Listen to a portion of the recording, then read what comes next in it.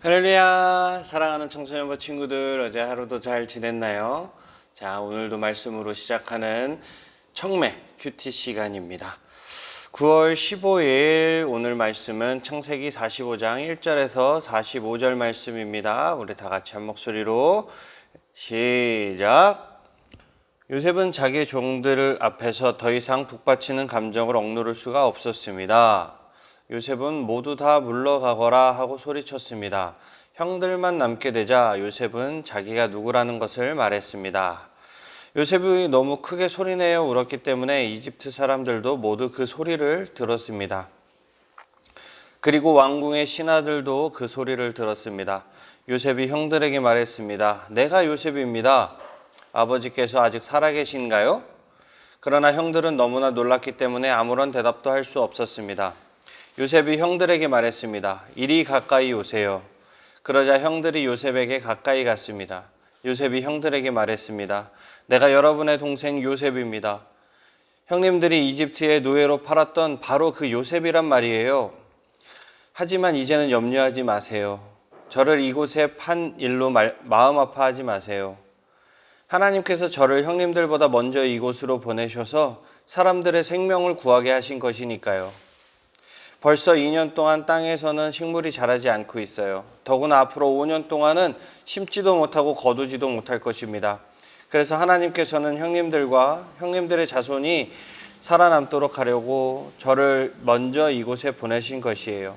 그러니 저를 이곳에 보내신 분은 형님들이 아니라 하나님이십니다. 하나님께서 저를 이집트 왕의 가장 높은 신하로 만드셨습니다. 왕궁의 모든 일을 제가 맡고 있답니다. 저는 모든 이집트 땅의 주인입니다. 그러니 서둘러 이곳을 떠나서 아버지에게로 가세요. 가셔서 아버지에게 이렇게 말씀드려 주세요. 아버지의 아들 요셉이 이렇게 말했습니다. 하나님께서 저를 온 이집트의 주인으로 만드셨습니다. 어서 저에게로 내려오셔서 고센 땅에서 사십시오. 그렇게 하시면 저와 가까운 곳에서 사실 수 있습니다. 그리고 아버지의 자녀들과 손자들과 양떼와 소떼와 아버지가 가지신 모든 소유도 저와 가까운 곳에 있을 수 있습니다. 앞으로도 5년 동안 가뭄이 있을 터이니 제가 아버지를 보살펴 드리겠습니다. 그래서 아버지와 아버지의 가족과 아버지께서 가지신 모든 소유가 굶주리는 일이 없도록 하겠습니다. 형님들이나 내 동생 베냐민 직접 봐서 알겠지만 지금 이 말을 하고 있는 나는 정말로 요셉이랍니다. 그러니 내가 이집트에서 얼마나 높은 사람이 되었는가를 아버지에게 말씀드리세요. 형님들이 보신 일을 모두 말씀드리세요. 자, 이제 서둘러서 아버지를 모셔오세요. 이 말을 마치고 요셉은 자기 동생 베냐민을 껴안고 울었습니다. 베냐민도 울었습니다. 그리고 요셉은 형들 모두에게 입맞추었습니다. 요셉은 형님들을 껴안으면서 울었습니다. 그제야 비로소 형들도 요셉과 말을 했습니다. 아멘.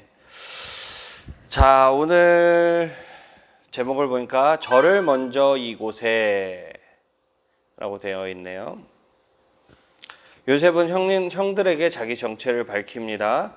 그리고 형들이 요셉을 노예로 판 것을 요셉을 먼저 이집트로 보내어 형들의 식량난을 해결하게 하시려는 하나님의 계획이라고 설명을 합니다.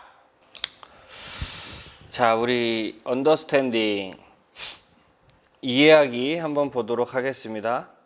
요셉의 형들이 자기를 버릴 때와는 달리, 그렇죠? 질투에 눈이 멀어서 요셉을 팔아넘겼을 때와 달리 아버지를 걱정하고 동생을 위해 희생하는 모습으로 변했음을 확인하고 눈물을 흘립니다. 그제야 요셉은 형들에게 자기 정체를 밝히며 아버지 야곱의 안부를 묻습니다.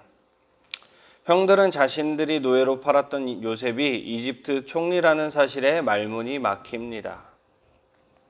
그러니까 요셉은 더 이상 감정을 억누를 수 없었을 거예요. 자기 동생을 위하여 말하는 그 유다의 변론에는 자기를 희생하는 아름다운 그 형제가 절절히 배어 있었어요.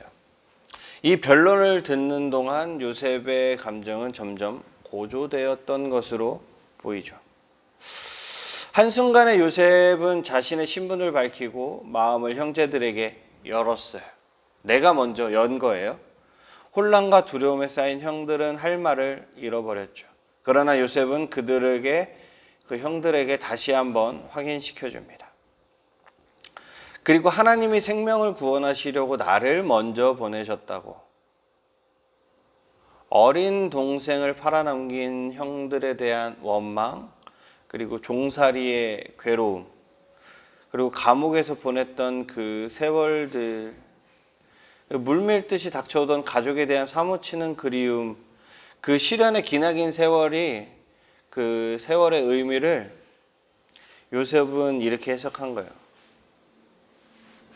하나님이 생명을 구원하시려고 나를 먼저 보내셨다고. 여러분들은 이런 해석을 할 수 있겠어요? 그래도 요셉처럼 이런 강하고 담대한 마음으로, 그리고 사랑하는 마음으로 이렇게 모든 세상을, 그리고 가족을, 그리고 친구들을 바라보시는 우리 청소년부 친구들이 되시기를 축복합니다. 그러니까 철없이 방자했던 이런 요셉의 기나긴 인내의 세월을 통해서 신앙의 인물로 요셉이 성장한 거죠. 그리고 이 성장은 누구의 뜻? 하나님의 뜻이었어요.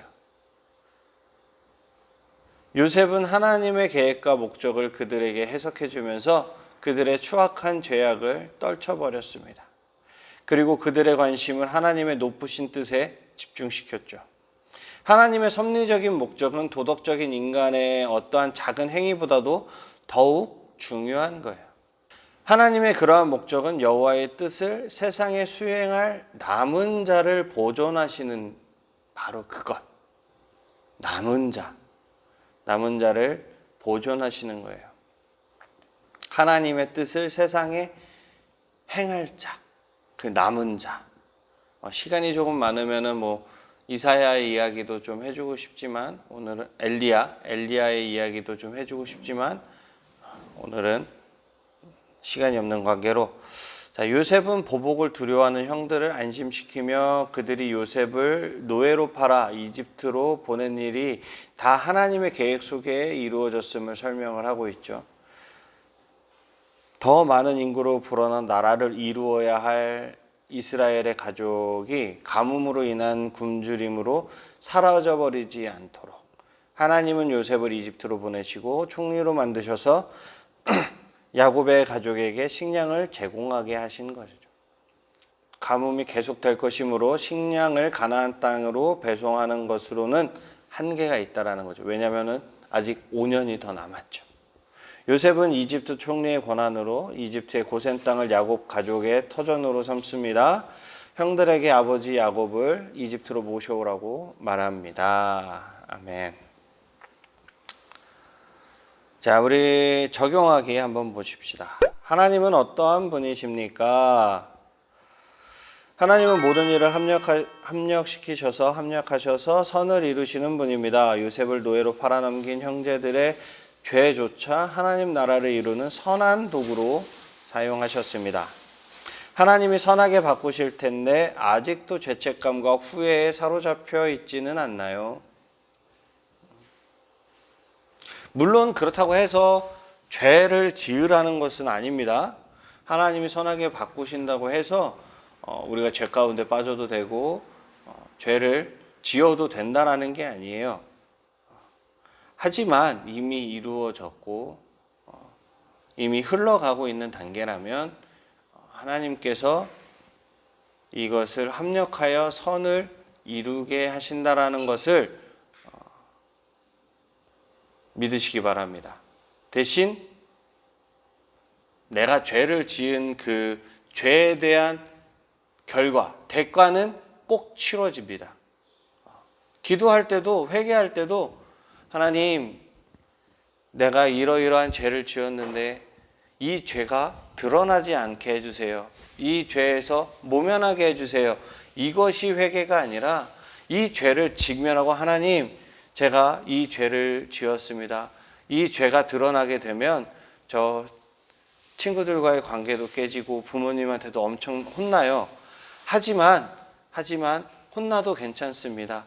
내가 이번 계기로 말미암아 이 죄에서 다시는 이 죄를 다시 돌아가지 않을 수 있도록 주님께서 저를 지켜주세요. 이렇게 하는 게 진정한 회개가 아닐까 싶습니다. 죄를 모면하고 죄에 대한 결과를 회피하는 것이 아니라 죄를 직면하고 그리고 그 죄에 대한 대가를 치르고 다시는 그 죄에 돌아가지 않는 것. 그것이 하나님께서 원하시는 회개입니다. 아무튼 하나님이 선하게 바꾸실 그 것들도 우리가 너무 죄책감에 빠져서 자괴감에 빠져서 이렇게 고민하고 힘들어하는 것은 하나님이 원하시는 방법은 아닌 것 같아요. 다른 사람이 다른 누군가가 바라는 거겠죠. 우리는 그 세상에 흔들리면 안 됩니다. 그러니까 꿋꿋하게 죄를 직면하고 회개하고 그리고 용서를 구하는 것입니다. 자, 그리고 우리에게 주시는 교훈은 무엇입니까? 우리는 국무총리 요셉의 인생 역전과 성공에만 주목하기 쉽지만 사실 요셉은 가족을 이집트로 이주시키기 위해 미리 파송된 하나님의 도구에 불과합니다. 높은 자리보다 하나님께 쓰임받는 자리를 비전으로 삼아야 합니다. 아멘. 좋은 말씀이에요. 우리는 항상 인생이 내가 원하는 목적 그리고 내가 되고 싶은 것들이 있죠. 그러니까 세상이 말하는 성공에만 우리의 이목이 집중된다는 거죠. 하지만 우리의 깊은 뜻은 하나님의 깊은 뜻은 그리고 우리의 뜻은 하나님이 사용하시는 그 도구가 되는 것이 중요하다라는 겁니다. 세상의 지위, 권력, 명예, 돈 이런 것을 떠나서 하나님께서 쓰시는 사람, 하나님께서 쓰시는 그리스도인이 되시기를 주님의 이름으로 축복합니다. 아멘. 기도하겠습니다. 사랑의 하나님, 오늘도 말씀으로 하루를 시작하게 하여 주심을 너무나도 감사합니다. 항상 우리가 주님의 선하신 뜻을 찾게 하시고 인간적인 성공에 눈이 멀지 않게 하셔서 언제나 하나님께 쓰임받는 자리를 비전으로 삼게 하여 주시옵소서. 감사드리며 예수님의 이름으로 기도드렸습니다. 아멘. 할렐루야. 우리 사랑하는 친구들, 내일 이 시간에 다시 만나요. 안녕.